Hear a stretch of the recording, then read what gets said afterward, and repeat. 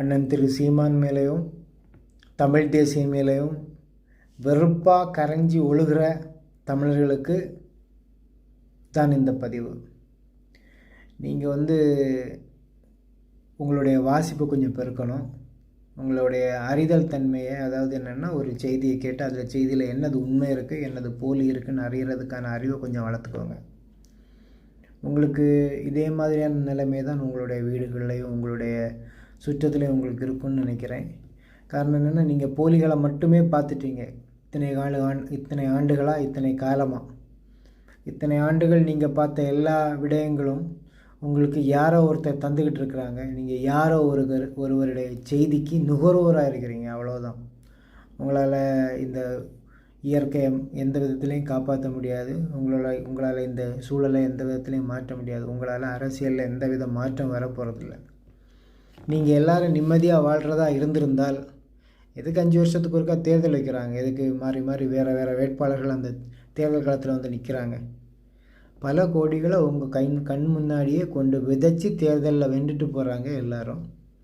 அது உங்களுக்கு எளிமையாக தெரியுது. அந்த வெற்றி அடைஞ்ச பிறகு யாராவது பார்த்துருப்பாங்களா? குறிப்பாக கன்னியாகுமரி மாவட்டம், நான் பிறந்த மாவட்டத்தை எடுத்துப்போம். ஒரு நிறுவனத்தை சார்ந்த நபர் எம்பியாக தேர்ந்தெடுக்கப்படுறாரு. அவர் கொரோனா காலகட்டத்தில் இறந்தும் போகிறாரு. அவர் இறந்ததுக்கப்புறம் அவருடைய சொந்த மகன் வர்றான், அவன் எம்பியாக தேர்ந்தெடுக்கப்பட்டு விட்டான். என்னைக்கு எத்தனை நாள் அந்த தேர்தல் களம் முடிஞ்ச பிறகு அந்த மனிதர் மக்களுடைய, அதாவது கன்னியாகுமரி மாவட்டத்தின் பொதுமக்களுடைய கண் முன்னால் அவருடைய பிரச்சாரம் இல்லைன்னா அவருடைய ஏதாவது ஒரு செயலை செய்திருக்காருன்னு சொல்லுங்கள்.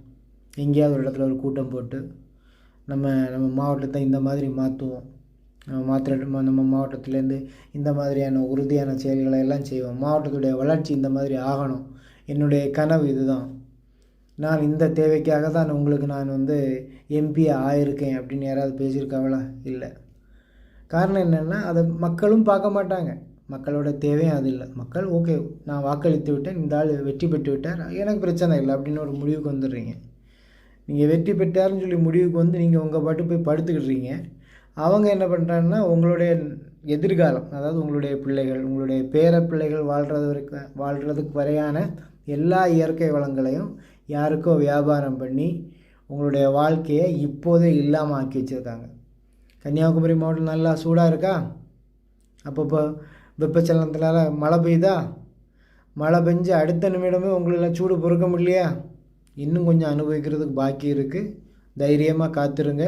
நீங்கள் சீமானையோ நாம் தமிழரையோ நம்பவே வேண்டாம். ஆனால் உங்களை ஏமாத்துறவரை நம்புங்க.